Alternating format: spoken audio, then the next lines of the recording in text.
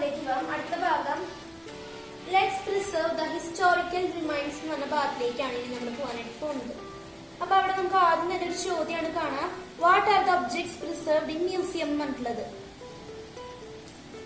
അപ്പൊ ഞാൻ വായിക്കാം. നമുക്കറിയാം എന്താണ് മ്യൂസിയം എന്നുള്ളതൊക്കെ. A museum keeps the objects or their remains that were once used by man. They are preserved because they give much valuable information on the past of human life. നമ്മൾ മ്യൂസിയത്തിൽ ഓരോ സാധനങ്ങൾ, ഒബ്ജക്ട്സ്, അതുപോലെ തന്നെ പഴയ കാലത്തുള്ള സാധനങ്ങൾ നമ്മൾ സൂക്ഷിച്ചു വെക്കുന്നത് മുമ്പത്തെ കാലത്ത് മനുഷ്യർ അത് യൂസ് ചെയ്തത് കൊണ്ടാണ്. അപ്പൊ നമുക്ക് അതിനെ കുറിച്ചുള്ള ഇൻഫോർമേഷൻ അതിലൂടെ മ്യൂസിയത്തിൽ വഴിയൊക്കെ നമുക്ക് അറിയാനായിട്ട് സാധിക്കും. പിന്നെ അത് പഴയ കാലത്തുള്ള മനുഷ്യ ജീവിതത്തിന് വളരെ വാല്യുബിൾ ആയിട്ടുള്ള ഇൻഫോർമേഷൻ അതിന് നൽകുന്നു. അതുപോലെ ഒബ്ജക്ട്സ് മാത്രമല്ല, monuments like forts, palaces, old buildings etcetera preserved because of their historical importance. അപ്പൊ നമ്മൾ ഒബ്ജക്ട്സിന്റെ കാര്യം മാത്രമാണ് പറഞ്ഞത്. ഇനി ഒബ്ജക്ട്സ് മാത്രമല്ല, ചില ഫോർട്ട്സുകൾ, അതുപോലെ തന്നെ പാലസുകൾ, പഴയ പഴയ ബിൽഡിങ്സ് ഒക്കെ നമ്മൾ സൂക്ഷിക്കുന്നുണ്ട്. അത് പഴയ കാലത്തുള്ള ഹിസ്റ്റോറിക്കൽ ഇമ്പോർട്ടൻസ് കാണിക്കുകയാണത്. അപ്പൊ അതിന്റെ എക്സാമ്പിൾ ആണ് ഞാനിവിടെ എഴുതിയിട്ടുള്ളത്. അതിന് ഞാൻ മോണുമെന്റ്സിന്റെ, അതായത് ഫോർട്ട്സുകളിലാണ് ഞാൻ മെയിൻ ആയിട്ട് എഴുതിയിട്ടുള്ളത്. Palakkad fort, hill palace, Bekal fort, Thalassery fort. ഈ പാലക്കാട് ഫോർട്ട് ഉള്ളത് പാലക്കാട്ടിലാണ്. അതുപോലെ തന്നെ ഹിൽ പാലസ് ഉള്ളത് കൊച്ചിയിലും, തലശ്ശേരി ഫോർട്ട് ഉള്ളത് കൊച്ചിയിൽ തന്നെയാണ്. ബേക്കൽ ഫോർട്ട് ഉള്ളത് കാസർഗോഡാണ്. അപ്പൊ ഇതൊക്കെയാണ് ഫോർട്ടിലുള്ള എക്സാമ്പിൾസ്. അതിൽ നമുക്ക് പാലക്കാട് ഫോർട്ടിന്റെ പിക്ചറാണ് നമുക്കിവിടെ കൊടുത്തിട്ടുള്ളത്. നമുക്ക് കാണാനായിട്ട് സാധിക്കും. അപ്പോ ഈ പാലക്കാട് ഫോർട്ടിനെ 200 years ഓൾഡ്, അത്രയും പഴക്കമുണ്ട്. എന്നിട്ടും നമ്മള് ഇപ്പൊ കുറച്ച് കഴിയുമ്പോൾ കുറച്ച് കൂടിയിട്ടുണ്ടായിരിക്കും, എന്നിട്ടും നമ്മളത് പ്രിസർവ് ചെയ്യുന്നുണ്ട്. അപ്പൊ എന്തുകൊണ്ടാണ് നമ്മള് why are the historical monuments preserve, എന്തുകൊണ്ടാണ് ഇത്രയും മോണുമെന്റ്സ് നമ്മൾ പ്രിസർവ് ചെയ്ത് ചോദിച്ചു കഴിഞ്ഞാല് ഇത് നമുക്ക് ഇൻഫോർമേഷൻ നൽകുന്നുണ്ട്. പഴയ കാലത്തെ ആൾക്കാരുടെ ഇൻഫോർമേഷൻ, എങ്ങനെ പണിതു, ആര് പണിതു എന്നുള്ള കാര്യങ്ങളൊക്കെ നമുക്ക് ഇതിൽ നിന്ന് ഇൻഫോർമേഷൻ ലഭിക്കുന്നുണ്ട്. പിന്നെ അവരുടെ ഹിസ്റ്റോറിക്കൽ ഇമ്പോർട്ടൻസ് കാരണമാണ് നമ്മൾ ഇപ്പോഴും സൂക്ഷിച്ചു പോകുന്നത്. അപ്പോൾ അതുപോലെ തന്നെ ഞാൻ ഇനിയുണ്ട് ഈ മോണുമെന്റ്സിന്റെ എക്സാമ്പിൾ. അപ്പൊ ഞാൻ കുറച്ച് പറഞ്ഞിട്ടുള്ളൂ, നിങ്ങൾക്ക് ഇനി സെർച്ച് ചെയ്ത് നോക്കി കാണാനായിട്ട് സാധിക്കും. ഇനി നമ്മൾ അടുത്ത ഭാഗത്തേക്ക് നോക്കുകയാണെങ്കിൽ, പഴയ കാലത്ത് കേരളത്തിൽ ഉണ്ടായിരുന്ന മരിച്ചുപോയ ആൾക്കാരെ സൂക്ഷിക്കുന്ന പല രീതികളാണ് നമുക്ക് കാണാനായിട്ട് സാധിക്കുക. അപ്പൊ ഇത് നമുക്കിവിടെ 3 പിക്ചറാണ് ഇവിടെ കൊടുത്തിട്ടുള്ളത്. ഇവിടെ ഒരു 3 പിക്ചർ നമുക്ക് കാണാം. ആദ്യത്തെ പിക്ചർ അംബർല സ്റ്റോൺ അല്ലെങ്കിൽ കുടക്കല്ലു എന്ന് നമുക്ക് അതിനെ പറയാം. പിന്നെ നമുക്ക് ഇങ്ങനെ ഒരു പിക്ചർ കാണാനായിട്ട് സാധിക്കും. ഇങ്ങനത്തെ പിക്ചർ നമ്മൾ പറയുന്നത് ഫ്ലാറ്റ് സ്റ്റോൺ. പിന്നെ നമുക്ക് ഇവിടെ ഒരു കുടം പോലെ നമുക്ക് കാണാനായിട്ട് സാധിക്കും. അത് നന്നങ്ങാടി എന്നാണ് അതിനെ പറയുക. അപ്പൊ അത് പഴയ കാലത്ത് കേരളത്തിൽ ഉണ്ടായിരുന്ന കുറച്ച് സാധനങ്ങൾ, അവരുടെ ഉദാഹരണങ്ങളാണ് നമുക്കിവിടെ കൊടുത്തിട്ടുള്ളത്. അപ്പോൾ ഇതിനെ കുറച്ച് ഈ 3 എക്സാമ്പിൾ ഒന്ന് പഠിച്ചു വെക്കുക. ആദ്യത്തിന് ഞാൻ അംബർല സ്റ്റോണും കുടകല്ലും പറഞ്ഞത് ഏതിനോ അത് നിങ്ങൾ പഠിച്ചാൽ മതി. എന്നാലും അറിഞ്ഞിരിക്കുന്നത് നല്ലതാണ്. അതുപോലെ തന്നെ ഈ ഭാഗത്തിൽ നമ്മൾ let's preserve the historical remains എന്ന ഭാഗത്തിൽ നമ്മൾ പഠിച്ചു. എല്ലാം ജസ്റ്റ് ഒന്ന് വായിച്ചു വെക്കുക. ചിലപ്പോൾ വല്ല എക്സാമ്പിൾ എന്തെങ്കിലും ചോദിച്ചു വരാനുള്ള സാധ്യതയുണ്ട്. അല്ല, ചെറിയ മിഡ് ടേം എക്സാംസിനായിരിക്കും കൂടുതലായിട്ട് ഇങ്ങനത്തെ ചോദ്യങ്ങൾ വരാനായിട്ട് സാധ്യത. മറ്റേത് വല്ലതും ഉണ്ടാക്കിയതുള്ള ടൈപ്പ് ക്വസ്റ്റ്യൻസ് ആയിരിക്കും വരാം.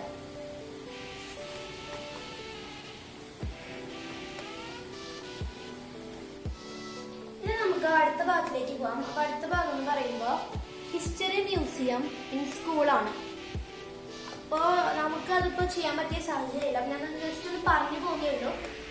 സ്കൂളില് ഒരു ഹിസ്റ്ററി മ്യൂസിയം, ചരിത്രമായിട്ട് ബന്ധപ്പെട്ട മ്യൂസിയം ഉണ്ടാക്കാന്നുള്ളതാണ്.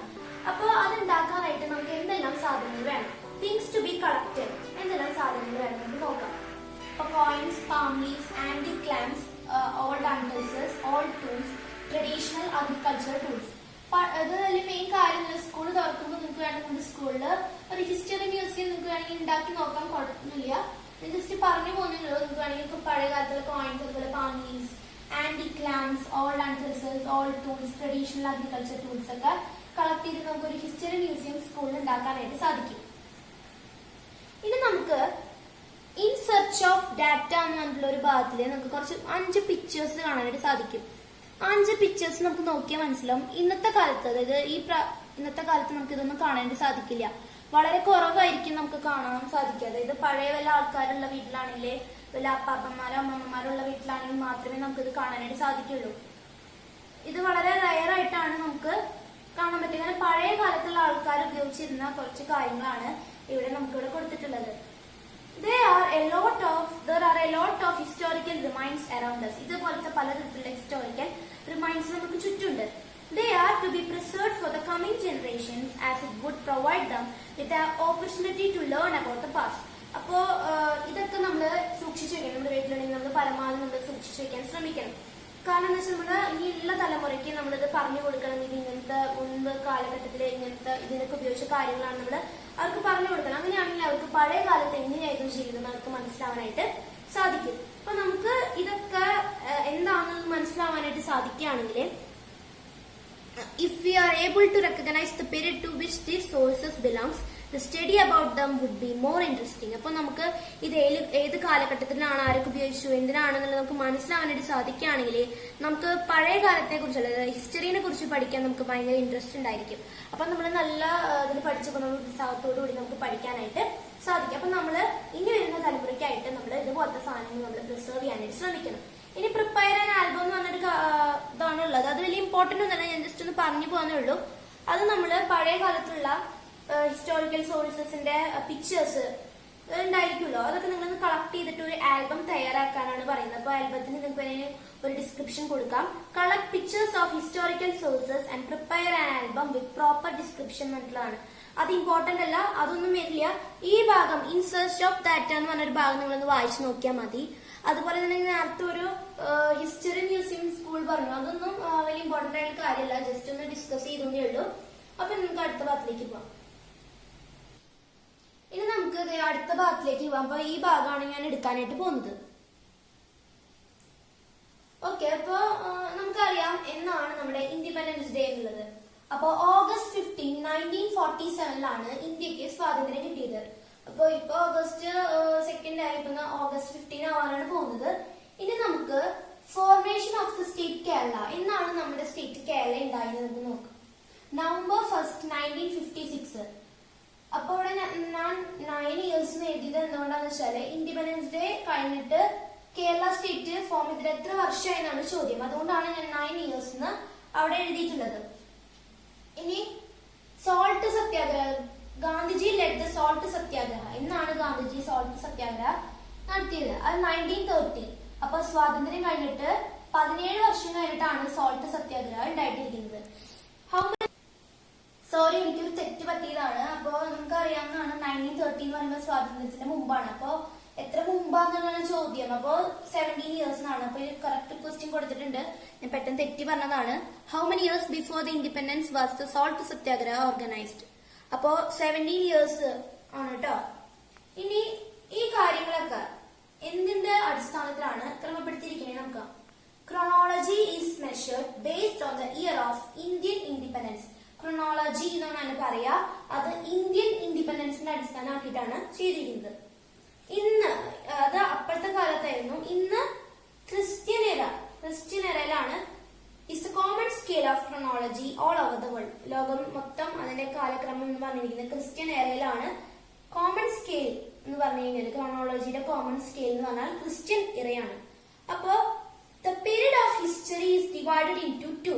രണ്ടായിട്ട് ഇത് തിരിച്ചിട്ടുണ്ട്. അത് ആദ്യത്തെ AD, പിന്നത്തെ BC ആണ്. അപ്പോ പീരീഡ് ഓഫ് ഹിസ്റ്ററി രണ്ടായിട്ട് തിരിച്ചിട്ടുണ്ട്. ആദ്യത്തെ AD, പിന്നത്തെ BC. ഇനി ഇത് തിരിച്ചിട്ടുള്ളത് ഒരു അടിസ്ഥാനത്തിന്റെ പേരാണ്. അത് ബർത്ത് ഓഫ് ജീസസ് ക്രൈസ്റ്റ്, അതായത് യേശുക്രിസ്തു ജനിച്ചുള്ള ഒരു കാലഘട്ടത്തെയാണ്, ആ കാലഘട്ടം ഉദ്ദേശിച്ചിട്ടാണ് ADയും BDയും തിരിച്ചിരിക്കുന്നത്. അപ്പൊ ഇനി നമുക്ക് അതിന്റെ ബാക്കി ഭാഗങ്ങളിലേക്ക് പോവാം. The time before and after the birth of Jesus Christ is known as BC and AD. അപ്പോ the time before and after the birth of Jesus Christ, അതായത് ഈശോ ജനിച്ചിട്ടുള്ള കാലഘട്ടത്തിന് മുമ്പും അതിനുശേഷം, അതായത് നമ്മൾ BC and AD എന്നാണ് പറയുന്നത്. അപ്പോ BCയുടെ ഫുൾ ഫോം ബിഫോർ ക്രൈസ്റ്റ്, അതായത് ക്രിസ്തു ജനിക്കുന്നതിന് മുമ്പ്. AD എന്ന് പറഞ്ഞാൽ എന്നോ ഡൊമിനി എന്നാണ് അർത്ഥം, അതിന്റെ ഫുൾ ഫോം. അപ്പൊ അതിനുള്ള നമുക്കിവിടെ ഒരു ബോക്സ് വന്നിട്ടുണ്ട്, അത് ജസ്റ്റ് ഒന്ന് വായിച്ചു വെക്കുക. അപ്പോ ഈ എന്നോ ഡൊമിനി എന്ന് പറഞ്ഞത് ഒരു ലാറ്റിൻ വേർഡ് ആണ്. അപ്പൊ ഇതിന്റെ അർത്ഥം in the year of our lord എന്നാണ് ഇതിന്റെ അർത്ഥം. അപ്പൊ നമ്മൾ ഓൾറെഡി സെൻസിൽ പഠിക്കുന്നുണ്ടല്ലോ ജീസസ് ക്രൈസ്റ്റ് എന്ന്. അപ്പൊ നമുക്ക് അതിൽ നിന്ന് മനസ്സിലാക്കാം ഈ ലാറ്റിൻ വേർഡിന്റെ അർത്ഥം in the year of our lord എന്നാണ് അർത്ഥം. It signifies the year of birth of Jesus Christ. അതായത് ഈ എന്നോ ഡൊമിനി ഉദ്ദേശിക്കുന്നത് ജീസസ് ക്രൈസ്റ്റിന്റെ ബർത്ത് ആണ് അവിടെ ഈ എന്നോ ഡൊമിനിനെ കൊണ്ട് ഉദ്ദേശിക്കുന്നത്. അപ്പൊ നിങ്ങളൊന്ന് ബോക്സ് ജസ്റ്റ് ഒന്ന് വായിച്ചു വെക്കാം കേട്ടോ. ഇനി ഇപ്പോ ഇത് മുൻ കാലഘട്ടത്തിലായിരുന്നു BC AD എന്ന് പറയുന്നത്, ബിഫോർ ക്രൈസ്റ്റ് എന്നോ ഡൊമിനി എന്ന് പറയുന്നത്.